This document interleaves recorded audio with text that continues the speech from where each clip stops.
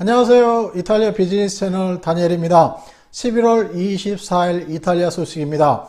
첫 번째 기사는 크리스마스에 지난 8월 15일을 반복하지 않을 것이라는 총리의 말로 시작되는 기사입니다. Il Premier Conte con i suoi ministri sta preparando il provvedimento che in vista delle prossime festività alleggerirà le chiusure, alleggerimento che dovrebbe partire da venerdì 27 novembre, quando molte regioni cambieranno colore, da rosso ad arancione e da arancione a giallo. Questo meccanismo darà alla stura cambiamenti importanti. L'ipotesi allo studio dell'esecutivo prevede l'apertura dei negozi, probabilmente dal 3 dicembre, dalle 9 alle 22, dei centri commerciali nel fine settimana, dei ristoranti la sera, in tutte le aree del paese, tranne quelle ancora rosse. 콘테 총리는 우리는 지역 간 이동을 위해 노력하고 있습니다. 이와 같이 전염이 줄어드는 것이 계속된다면 더 이상 적색 위험구역은 존재하지 않을 것입니다. 그러나 크리스마스 기간에는 특별 임시조치가 필요합니다. 그렇지 않으면 우리는 8월 15일을 반복할 위험이 있으며 그것을 감당할 수가 없습니다. 크리스마스 기간에 전형적인 모든 사교 행사를 허용하는 것이 불가능합니다. 하루에 600명 이상이 죽는 상황에서 사교 모임이나 파티에 대해 이야기하는 것은 적절하지 않다고 생각됩니다. 우리는 혼잡함을 피할 수 있는 시간까지 영업을 허용하려고 노력할 것입니다. 주세페 총리는 이탈리아가 실수를 감당할 수 없다는 것을 다시 한번 분명히 밝히면서 간소한 크리스마스가 될 것이라고 그는 여러 번 강조했고 이번 여름의 실수는 반복되지 않을 것이라고 단언합니다. 우리는 아무런 제한 없이 눈 속에서 휴일을 보내도록 허용할 수가 없습니다. 스키 리프트의 경우에는 프로토콜 문제는 하나이지만 눈 위에서 휴일을 보내는 데 필요한 모든 것을 통제할 수는 없습니다. 따라서 독일의 메르켈 총리와 프랑스 마카롱 대통령과 함께 우리는 유럽 표준 프로토콜을 만들고 있습니다. 학교에 대해서는 총리는 언급을 포기하지 않았습니다. 우리는 크리스마스 전에 학교를 열기 위해 최대한도로 노력을 할 것입니다. 교육부 장관인 루치아 아솔리나도 다음과 같이 말했습니다. 아침부터 학교는 문을 닫았는데 오후에는 사람들로 붐비는 12월을 상상할 수가 없습니다. 학생들은 가능한 한 학교에 있을 권리가 충분하게 있습니다. 주세페 콘테 총리는 백신에 대해 다음과 같이 명확히 합니다.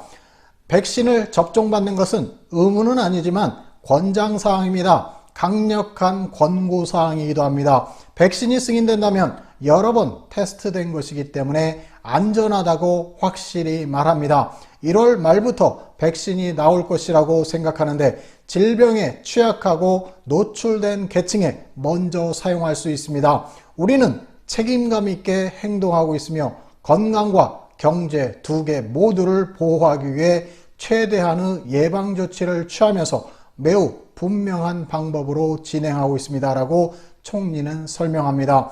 금요일에는 감염 속도를 측정하는 지표인 RT가 1에 접근하기를 바랍니다. 그것은 우리가 확산을 동결시킬 수 있다는 것을 의미합니다.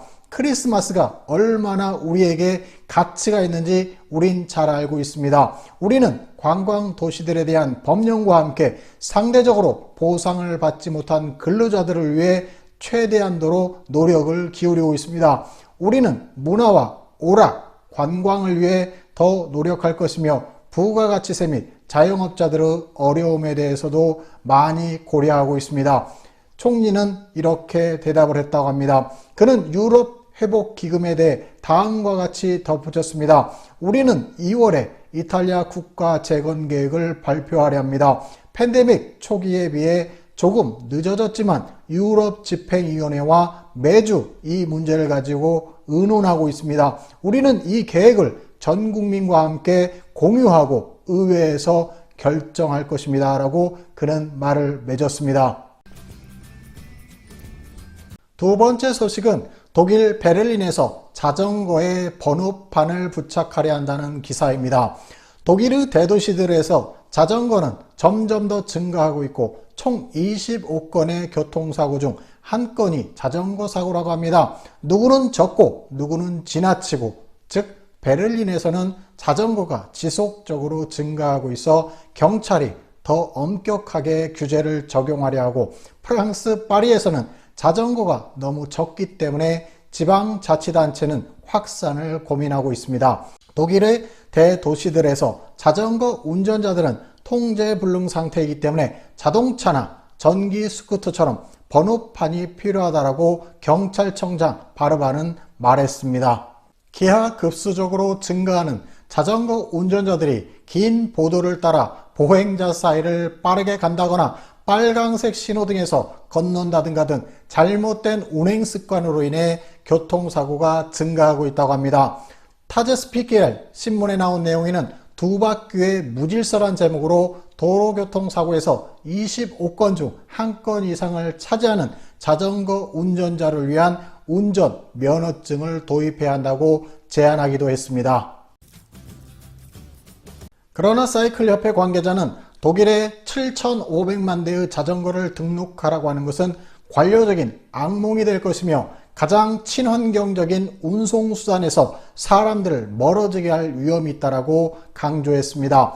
프랑스 파리에서는 정반대의 현상이 벌어지고 있답니다. 파리에서는 자동차의 교통량을 줄이고 친환경적인 자전거와 같은 대중교통수단의 교통량을 늘리기 위한 계획을 개발하고 있습니다. 주차하는 것이 지옥처럼 어려워야지만 사람들이 차량을 이용하는 것이 줄어들 것 같아 도로에 있는 주차 공간의 절반이 제거될 것이라고 합니다. 대체 교통수단으로의 전환을 담당하는 다비드 벨리아드 부시장은 공간을 확보하고 오염을 줄이기 위해 2025년까지 거의 7만 개의 주차 공간이 제거될 것이라고 말했습니다. 13%의 자가용 이용자들을 위해 50% 이상의 자동차세를 사용할 수는 없습니다. 우리는 기후변화의 가속화에 대처하기 위하여 도시의 녹지 공간을 만들어야 합니다. 우리는 공기가 도심 내에서 더 잘 순환하게 만들고 비좁은 아파트에 사는 파리 사람들에게 공공공간을 제공하고 싶습니다. 장애인 운전자들을 위한 공간은 제거되지 않을 것이며 거주자에게 나머지 공간에도 노약자들에게 우선권이 주어질 것이고, 상업용 지하주차장은 거주민들에게 유리한 요금을 제공하도록 압력을 받게 될 것입니다 라고 부시장은 마지막으로 덧붙였습니다. 오늘 뉴스는 여기서 마치도록 하겠습니다. 여러분들의 건강과 가족들의 평안을 기도드립니다. Allora buona giornata a tutti.